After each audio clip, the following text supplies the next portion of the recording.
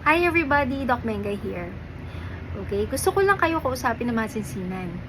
No? Kasi napapansin ko, no, kapag meron akong mga pasyente na diagnose with hypertension, diabetes, o kaya kung overweight sila or obese, lagi na lang nilang nababanggit, ay, bawas na ako sa rice, ay, hindi na ako magkakanin.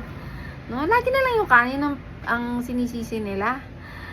Pero hindi naman nila nababanggit na hindi na ako kakain ng karne, hindi na ako kakain ng lechon, liempo, fried chicken, french fries, o kaya hindi na ako kakain sa Jollibee, McDonald's. No, hindi naman nila nababanggit yun. Lagi na lang yung kanin yung pinag-iinitan nila. Well, if you don't want to gain weight, no, o kaya to, magkaroon ng mataas ng blood sugar, hindi mag-spike yung blood sugar, then go for brown rice or red rice. No, they're very high in fiber and you will really benefit from those kinds of rice. Pero kung gusto mo talaga ng white rice, kasi ayaw mo yung lasa ng brown rice or red rice, sige, go. No, kain kayo ng white rice. Si Miss Dalia Marin, she is a plant-based registered dietitian. Okay, nire-recommend niya naman din yung white rice kung gusto talaga ng white rice. Basta, gagawin nyo lang, after cooking the white rice, let it cool down. Pwedeng room temperature, o kaya ideal, lalagay nyo sa ref. Then, after some time, pag malamig na yung rice, pwede nyo i-reheat. Sandali lang naman mag-reheat o mag-init ng kanin. And then, saka nyo i-consume.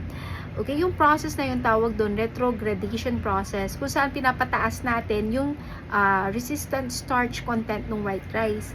Kapag kasi mataas yung resistant starch content ng white rice, no, hindi siya madadigest sa small intestine, it will go to your colon and it will become a prebiotic or food for your gut bacteria. Okay, it will be beneficial for your gut health. Okay, so sa ganung paraan, no, hindi makakataba at saka hindi rin makakakos ng spike ng blood sugar yung white rice. Sige, kain na kayo ng white rice, basta bahaw, no, yung pinalamig na. Okay, so yun lang naman ang gusto ko i-share. Sana may natutunan kayo, no, huwag kayong masyado matakot sa kanin. Okay, sige, bye-bye.